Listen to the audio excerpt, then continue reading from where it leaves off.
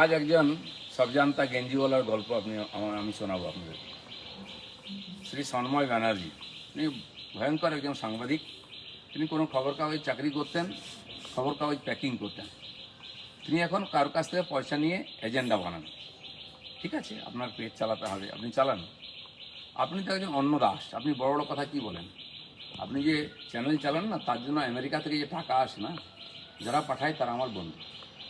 আমিও তাদেরকে একদিন বলেছিলাম যে লোকটা রাষ্ট্রবাদী, একে সাহায্য করো। আজ আপনি সেই টাকায় ফেঁপে ফুলে উঠে বিজেপিকে ধমকাচ্ছেন, আমার রাজ্য সভাপতির সম্বন্ধে যা না তা বলছেন।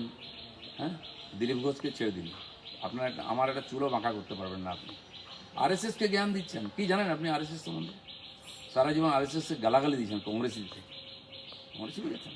আপনি হয়তো ভুলে গেছেন, আপনি যখন যেদিন আপনাকে মমতার পুলিশ তুলে নিয়ে গিয়ে উল্টো করে টাঙিয়ে ন্যাংটো করে পিটিয়েছিল, ছেড়ে দেওয়ার পরে মিডিয়ার সামনে ভো ভো করে কেঁদেছিল।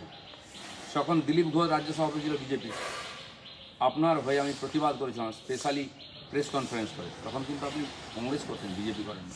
শফিকুল্লের মতো সাংবাদিককে যেভাবে অত্যাচার করে রাত 1টার সময় তুলে নেওয়া হয়েছে, দিলীপ ঘোষ প্রথম এগিয়ে এসে প্রেস কনফারেন্স করে প্রতিবাদ করেছে। কালো কোমরের দম ছিল না তার বিরুদ্ধে বলা, যাদের চামচাগিরি করছেন। সেই জন্য আপনার কি তারপরে আপনার ইচ্ছা হলো এমএলএ হবে, আমার হাত ধরে বিজেপিতে আসে, আপনাকে টিকিট দেওয়া হয়, আপনাকে টাকা দেওয়া হয়। হেরে যাওয়ার পরে কাপুরুষের মতো পালিয়ে গেলেন, যে বলছে আমি বিজেপি করি না। কিন্তু কদিন পরে আবার ধরাধরি করে কোঙ্কন রেলে চেয়ারম্যান হয়েছিলেন, 1 লাখ টাকা বেতন পেতেন। খালি এই জন্য উপঢৌকন আপনাদের দেওয়া হতো, আপনি না বিজেপিটা ছেড়ে চলে যান। আপনি এখন কি করেন? আপনি এজেন্ডা তৈরি করছেন, টাকা নিয়ে করুন না। কিন্তু আপনাকে কে অধিকার দিল এই আমাদের রাজ্য সভাপতি সম্বন্ধে যা নয় তা মুখে আসছে? আরএসএসকে জ্ঞান দিচ্ছেন। আর আপনি আমার সম্বন্ধে অনেকগুলো কমপ্লেন করেছেন, আমি ডিটেলসে যাবো না, অনেকে হয়তো আপনার কথা শুনেছে।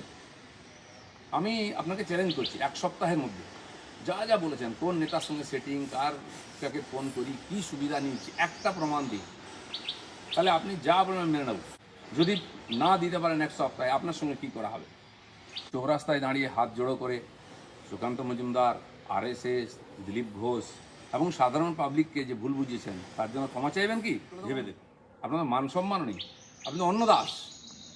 দিলীপ ঘোষের সঙ্গে লাগতে আসবেন না। করে খাচ্ছেন, খান না। আরে বিজেপিকে গালাগালি দিয়ে এখনও আপনার সংসার চলছে, বিজেপির টাকায় আপনি করে খাচ্ছেন, আর বিজেপিকে চোখ দেখাচ্ছেন। আপনার মতো এত উজবুক লোক তো আমি তো কোনোদিন দেখিনি। সেই জন্য বিপ্লবী হতে যাবেন না, যেমন ছিলেন তেমন ছাড়ুন। আপনার নির্বাচনী প্রচারে আমি গেছিলাম প্রচার করতে, কিন্তু জিততে পারেননি। আপনার যে ইমেজ, আপনার যোগ্যতা, সেটা সবাই জানে। আপনি তামেদারি করে পেট চালাতে পারেন, এর কিছু করতে পারবেন না। আর আমি যেটা বললাম, যে দম থাকে প্রমাণ দিন। দিলীপ ঘোষ কাউকে কোনোদিন একটা ফোন করেছে, কারো কাছ থেকে একটা সুবিধা নিয়েছে, কারো কাছ থেকে একটা সুপারিশ করেছে, তাহলে আপনি যা বলেছেন সব ঠিক মেনে নিচ্ছি, নাহলে কিন্তু সময় খারাপ আসছে।